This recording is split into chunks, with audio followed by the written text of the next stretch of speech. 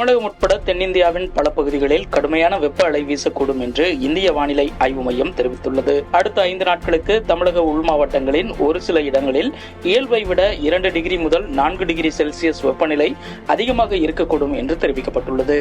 Indian Overseas காங்கிரசின் தலைவரான Sam Pitroda TV channel ஒன்றுக்கு அளித்த பேட்டியில், அமெரிக்காவில் பரம்பரை சொத்துக்கு வரி உள்ளது. ஒருவரிடம் $100 மில்லியன் மதிப்புள்ள சொத்து இருந்தால் அவர் இறக்கும்போது அவர் 45% மட்டுமே தனது வாரிசுகளுக்கு மாற்ற முடியும். 55% அரசாங்கத்தால் எடுத்துக் கொள்ளப்படுகிறது. இது ஒரு சுவாரஸ்யமான சட்டம்.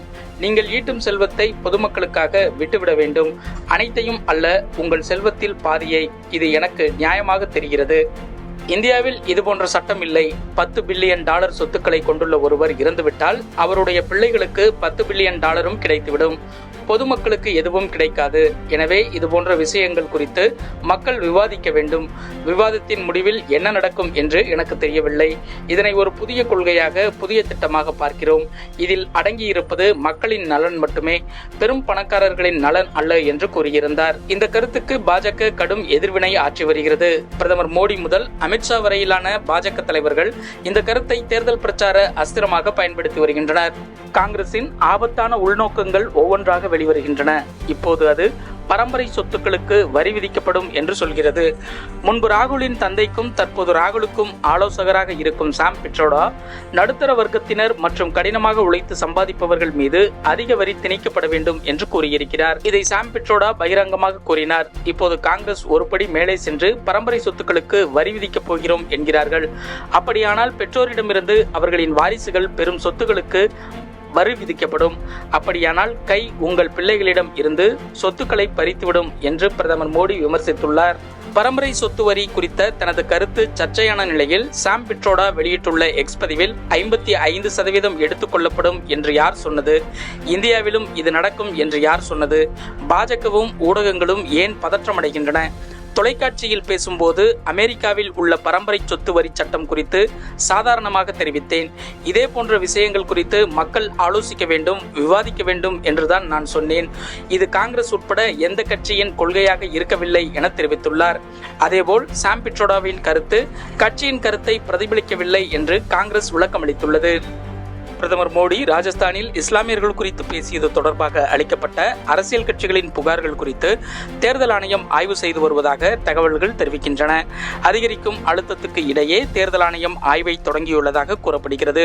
பிரதமர் மோடியின் பேச்சு குறித்து காங்கிரஸ் மற்றும் மார்க்சிஸ்ட் கம்யூனிஸ்ட் கட்சியினர் தனித்தனியே தேர்தல் ஆணையத்திடம் புகார் கொடுத்திருந்தனர் என்பது குறிப்பிடத்தக்கது. டெல்லியில் புதன்கிழமை நடைபெற்ற அகில இந்திய சமூக நீதி கூட்டமைப்பின் தேசிய மாநாட்டில் பேசிய காங்கிரஸ் முக்கிய தலைவர் ராகுல் காந்தி, இன்று 90% இந்திய மக்களுக்கு அநீதி இழைக்கப்படுகிறது.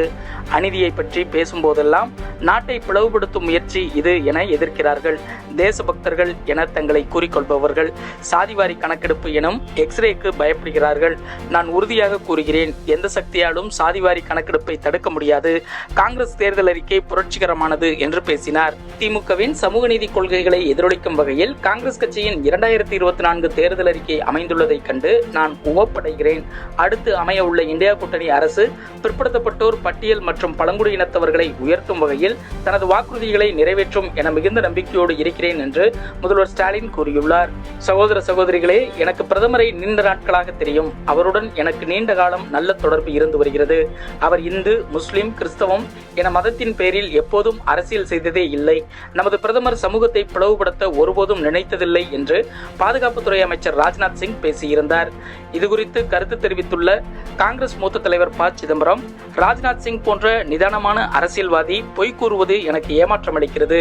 இதுபோன்ற அப்பட்டமான பொய்களை கூறி பாதுகாப்புத்துறை அமைச்சர் தனது கண்ணியத்தை குறைத்துக் கொள்ளக்கூடாது என்று கூறியுள்ளார்.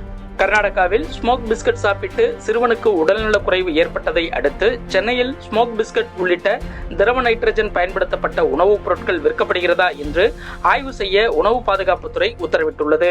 மேலும் ஆய்வுக்கு பின் தடை விதிப்பது குறித்து முடிவெடுக்கப்படும் என்று தெரிவிக்கப்பட்டுள்ளது.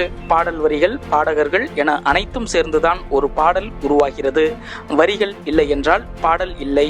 அப்படி இருக்கும்போது பாடலுக்கு பாடலாசிரியரும் உரிமை கோரினால் என்ன ஆகும் என்று இளையராஜா பாடல்களை பயன்படுத்த இசை நிறுவனங்களுக்கு தடை கோரிய மேல்முறையீட்டு வழக்கில் சென்னை உயர்நீதிமன்றம் கேள்வி எழுப்பியுள்ளது.